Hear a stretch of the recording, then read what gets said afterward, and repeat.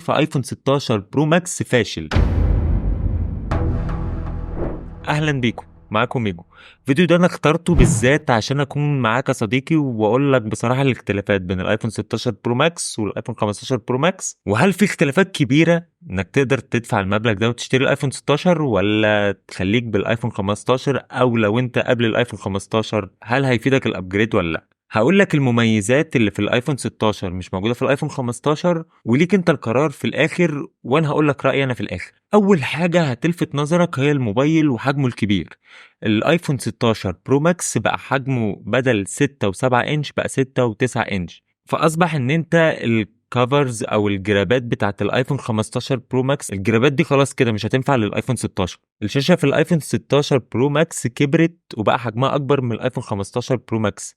ده بسبب ان هم كبروا الشاشة وقللوا الحواف السوداء اللي حوالين اطراف الشاشة، فده اداك احساس ان الشاشة حجمها كبير، او مش اداك احساس، هي فعلا حجمها اكبر. كمان عندنا لون جديد في الايفون 16 برو ماكس وهو لون تيتانيوم الصحراء، اللي هو شبه الجولد شوية، ده اللي بيرجعنا لذكريات زمان في الايفون عموما.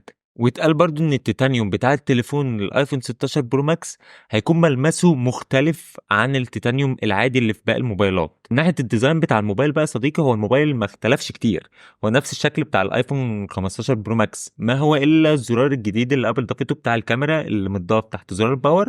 تقريبا ما فيش اي اختلاف تاني في الديزاين. وطبعا بما ان الموبايل اصداره اعلى ففي معالج اعلى، المعالج هيكون سرعته احسن حوالي 15 او 20% من المعالج بتاع الايفون 15 برو ماكس. وطبعا بما ان معالج جديد فاستهلاك بطارية اقل، وكمان ابل ضافت حاجة جديدة في الموبايل ده يعني تقلل لك من حرارة الموبايل، يعني مش هتوصل لمرحلة ان الموبايل تستخدمه داتا وكاميرا مثلا والقصة دي في شمس وتلاقي الموبايل سخن منك لدرجة مش طبيعية. فدي ابل يعني روقت على الموبايل ده في القصة دي.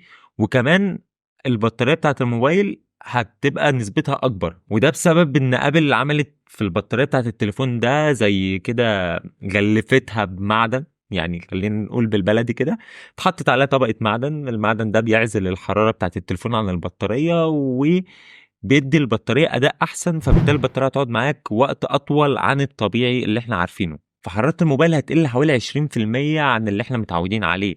من ناحيه بقى الكاميرا يا صديقي، الكاميرا الالترا وايد خدت تحسين كبير، وده الى حد ما الحاجه الاقوى في التحسين بتاع الكاميرات في الايفون 16 برو ماكس.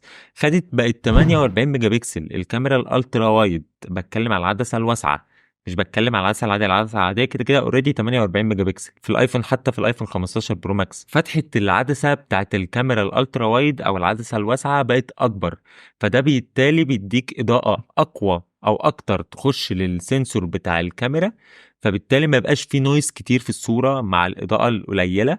والتصوير الليلي أو النايت مود بتاعها بيبقى حلو جدا، مع إضافة تصوير فيديو 4K 120 فريم، فدي حاجة قوية جدا بصراحة يعني. بس تقريبا هي دي شبه كل الحاجات القوية اللي اتغيرت في الايفون 16. يعني شايف انها اقوى حاجة تقريبا الكاميرا الزرار اللي انت بتقدر بدوسة واحدة تفتح الكاميرا، وبالضغطة التانية كمان تقدر تصور وانت من غير ما تلمس تاتش ولا اي حاجة من الموبايل بس. ولو دوست دوسة طويلة او عملت هولد شوية على الزرار ده هيفتح لك انك تصور فيديو وعلى طول يشتغل من غير ما انت تدوس على التاتش. ولو دوست والموبايل مقفول اول مرة الموبايل هيفتح لك على الذكاء الاصطناعي بالكاميرا، لو انت مثلا تصور محل يصور لك المحل ده، يجيب لك بياناته كلها، بيفتح امتى بيقفل امتى، كل القصة دي تاريخه اصلا من ساعة ما اتفتح. فدي ميزه هتبقى في الذكاء الاصطناعي. بس هل الميزه دي مش هتكون في الايفون 15؟ لا، هتكون برضو في الايفون 15، بس مش هيبقى فيه زرار تصوير الكاميرا ده. هو انت هتفتح الكاميرا عادي هتصور هيدي لك كل البيانات. ليه؟ عشان الايفون 15 برو والايفون 15 برو ماكس بيدعموا ابل انتليجنت او الذكاء الاصطناعي برضه. بس هي دي الحاجات المختلفه بين الايفون 16 برو ماكس والايفون 15 برو ماكس. لو الحاجات دي مش مهمة بالنسبة لك أو التصوير مش مهم بالنسبة لك ومش أول أولوياتك، ما أعتقدش إن الموبايل ده هيكون أبجريد كبير ليك أو هيفيدك بدرجة كبيرة. هيفيد الناس اللي جاية من الآيفون 11 12 13، هيفيدهم. لكن من أول ال 14 وال 15 ما أعتقدش، يعني أنت هيبقى برضو عندك كل المميزات دي والاختلاف الكبير مش هتحس بيه. ممكن في الايفون 14 عشان ابل انتليجنس الايفون 14 مش هيدعمه ممكن. بس في حالة لو انت خلاص مزنوق ماديا ومش هينفع تبدل او اي حاجة او تعمل ابجريد، يعني خلاص عادي ممكن تستنى. الفرق مش كبير، الفرق مش رهيب. ممكن تستنى تشوف الايفون الجاي هل في اختلاف في الديزاين نفسه ولا في اي حاجة ابل هتعملها مختلفة، لان الديزاين ده احنا قاعدين عليه بقالنا كذا سنة.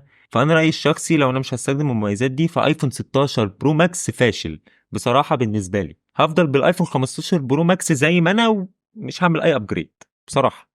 يا باشا انا هاخد ابل انتليجنس وموبايلي زي الفل، واصدار السنة اللي فاتت زي الفل، الموبايل ليه وما بشتكيش منه فليه هغيره؟